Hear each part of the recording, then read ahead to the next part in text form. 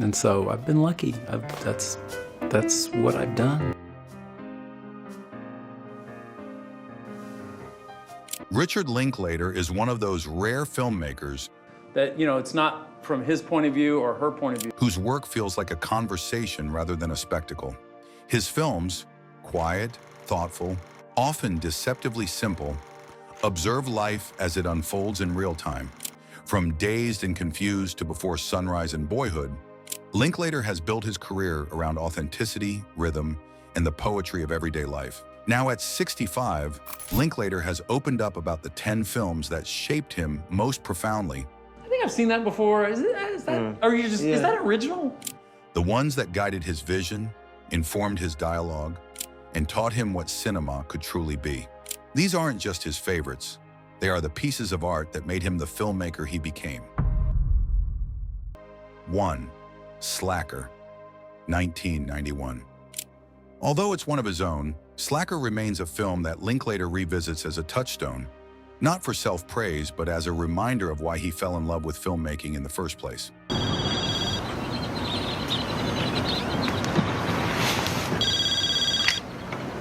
Hello?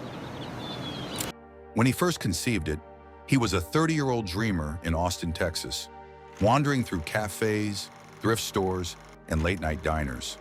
The film's free-flowing narrative, filled with college philosophers, anarchists, conspiracy theorists, and loners, captured the texture of life he saw around him. Watching it now, he sees more than youthful rebellion. He sees the courage it took to make a movie without permission.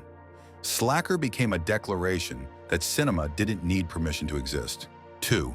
The 400 Blows, 1959. François Truffaut's The 400 Blows hit Linklater like a revelation. Je leur dirais des choses qui seraient la vérité, ils me croiraient pas, alors je préfère dire des mensonges. The story of Antoine Doinel, an adolescent drifting through Paris, misunderstood by adults, mirrored something deep inside him. He first saw it in his 20s at a campus screening. Type of victimization. Parents and teachers will always have a tendency to be And left the theater stunned by its emotional purity. Truffaut's use of long takes, his empathy for youthful confusion, and the way he found meaning in small gestures influenced Linklater's approach for decades. He later admitted that The 400 Blows made him realize film could be a diary, not just a story. 3. My Dinner with Andre, 1981. Two men sit at a table talking for nearly 2 hours.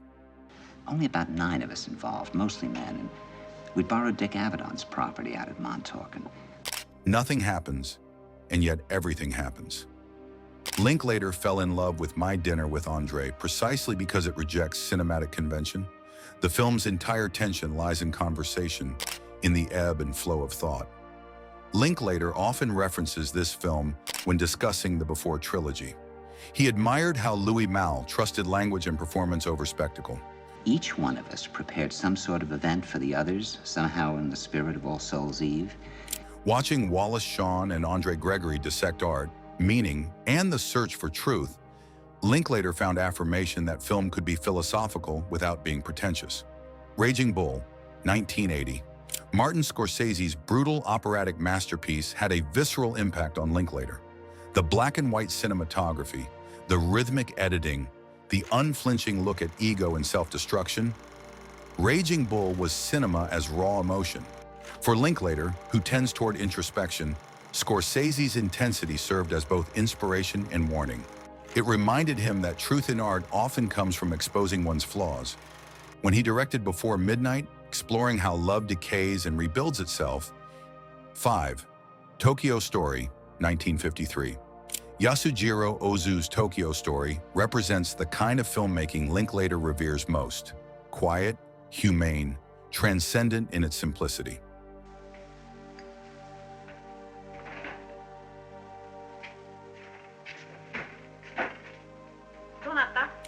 The film's portrayal of aging parents visiting their grown children, a meditation on distance, love, and time, deeply influenced his storytelling rhythm. Linklater was struck by Ozu's stillness, the camera's respectful distance, the pauses that let meaning breathe. He once said, "Ozu taught me that what happens between the lines is more important than the lines themselves." 6. Dazed and Confused, 1993. For Linklater, Dazed and Confused isn't just his film, it's a time capsule of youth itself.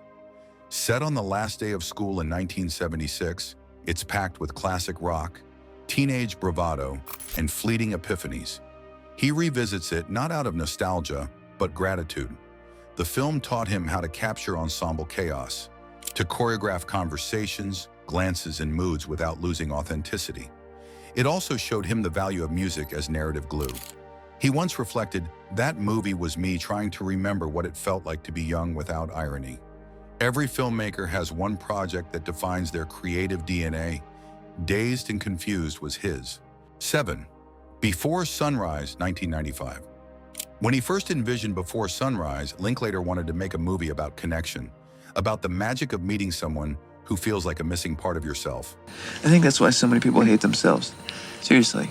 It's just they are sick to death of being around themselves. He has often said that Before Sunrise was inspired by real events. A night in Philadelphia when he met a woman and spent hours talking until dawn.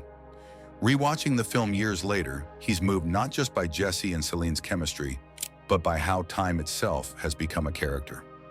Linklater believes Before Sunrise proved to him that small moments can carry enormous meaning. 8. Boyhood, 2014.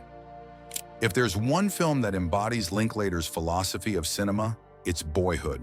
Neither does anybody else, okay? We're all just winging it, you know?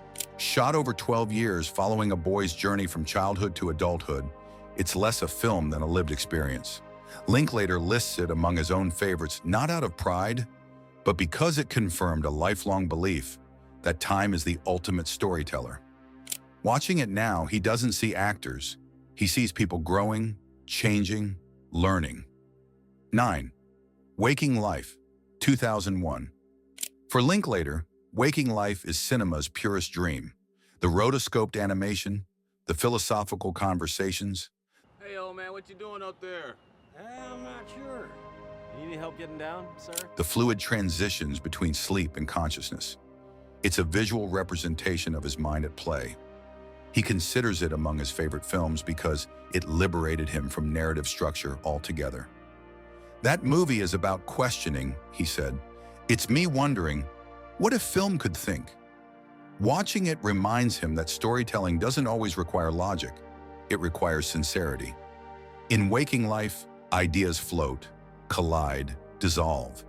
The film reminds him to keep searching, never to settle on final answers. 10. The Last Picture Show, 1971. Peter Bogdanovich's melancholic portrait of a dying Texas town hits close to home for Linklater. Growing up in small-town Texas, he saw his own world reflected in those dusty streets and fading dreams.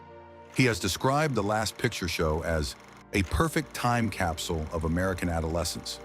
Its black and white stillness, its aching nostalgia, and its unflinching honesty about desire and disappointment shaped how Linklater approached memory and longing in his own films. When he made Everybody Wants Some, he thought of Bogdanovich, of how small towns carry both comfort and confinement. He says, "That movie showed me that the past isn't gone. It just sits quietly in our heads, waiting for us to remember." These 10 films, Slacker, The 400 Blows, My Dinner with Andre, Raging Bull, Tokyo Story, Dazed and Confused, Before Sunrise, Boyhood, Waking Life, and The Last Picture Show, form the cinematic DNA of Richard Linklater. They aren't just inspirations. They're conversations that have lasted a lifetime. You're not dancing. You have a girlfriend? Oh, I did have. We broke up a couple months ago.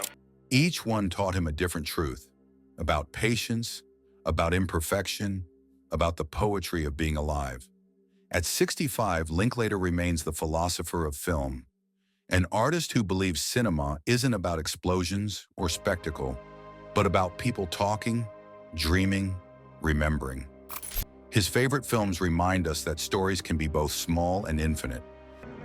We will always be so loyal to our man.